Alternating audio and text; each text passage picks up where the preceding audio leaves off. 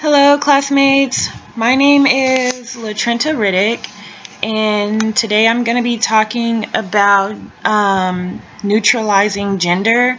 I read both articles. The first one was by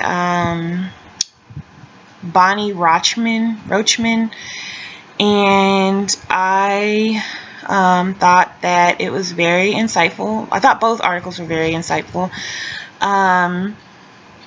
I don't understand personally the big deal about revealing someone's gender. I do understand the difference between revealing somebody's gender, your child's gender, versus putting them in a gender role or a gender schema. I understand the significance of that, but I don't understand the significance of hiding their gender from the public. That doesn't make any sense to me, and I feel like it's kind of detrimental to the child, mostly because in chapter 6 of our textbook, on page 163, it discusses about self-awareness and self-consciousness, and I feel like when a child turns about 1 or 2, they're going to start to realize, like, hey, I'm different, I'm unique, I'm me. They start to realize that they exist, and they start to realize that they have body parts, and they start to see that mom is different than dad, or they're different than mom, or they're different than dad, and they start to realize these differences. So I don't understand the point of trying to hide gender from a child or even from the public, because the society that we live in, there's a label for everything. So that aspect of it I don't understand. I do get what the parents are trying to accomplish in both articles with not putting their child in a box of having a gender stereotype. If you're a boy, you only have to play with boy toys, and if you're a girl, you can only play with Barbies and girl toys and things of that nature. I get that, and I do think as society we should break away from that. However, like, we have to know what children need to know what their gender is, because I feel like it's a part of their development. It's part of their genetic makeup. You have to know, and you have to know the difference of gender. The second question was, do you feel like a child can be gender neutralized? And I think I kind of already answered that. No, I don't. Our textbook also talked about autonomy and giving the child the choice to choose its interests and its likes, and I completely agree.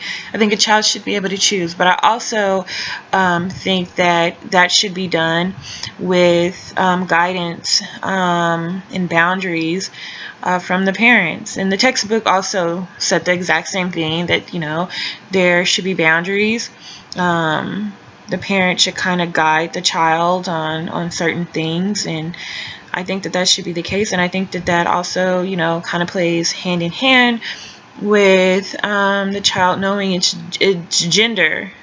And with the articles, I have to kind of ask, like, are the parents doing this for the child, to benefit the child, or are they doing this to prove a point to society?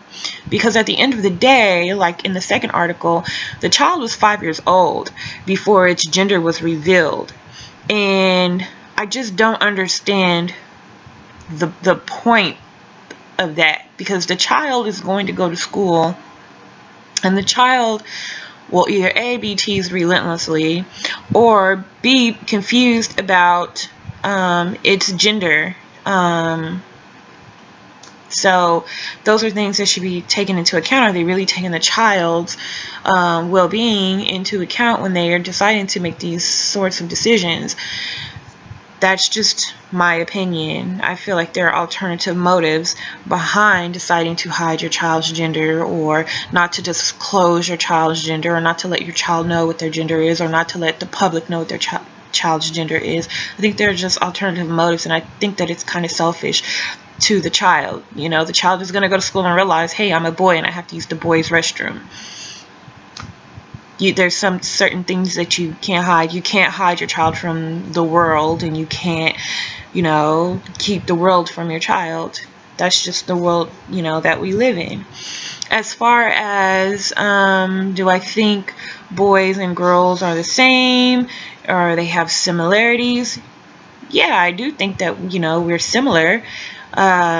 To a certain extent. We're all human. We all have the same emotions, and we all have the same, psychological makeup. But physically speaking, no, boys are different than girls. Boys have, different body parts than a girl has. So obviously we're different. Boys, science has proven that men and boys are, physically stronger than women. However, women are a lot more, have a lot more pain tolerance than, men do. So I think that from a anatomy standpoint, or, a biological standpoint, we're different. Emotionally, I think that we're the same, and I think that it's important that we do step away from gender roles and gender schemas. Absolutely. I do think that, it's okay for a boy to be sensitive, and I think that it's okay for a boy to wear a dress or dress like a princess. I think that it's okay. I think that the times that we live in now, it's perfectly normal. It's being normalized for individuals to express themselves however they choose to. But I do think that it is important for our children to know the difference between genders. I think we could do away with gender roles, absolutely, but to know the difference between genders and to understand, you are a boy or you are a girl, and that's perfectly okay, because being different is what makes us all beautiful. And there's beauty in being a boy, and there's beauty in being a girl, and there's nothing wrong with it. But they should know it's a part of their development, cognitive development, and I think that it's just important to know. But you guys share your thoughts. Let me know what you think. I look forward to hearing from everybody, or at least a couple of you. Give your thoughts and opinions on my comments, and let's get this discussion going. All right, you guys have a wonderful day. Thanks.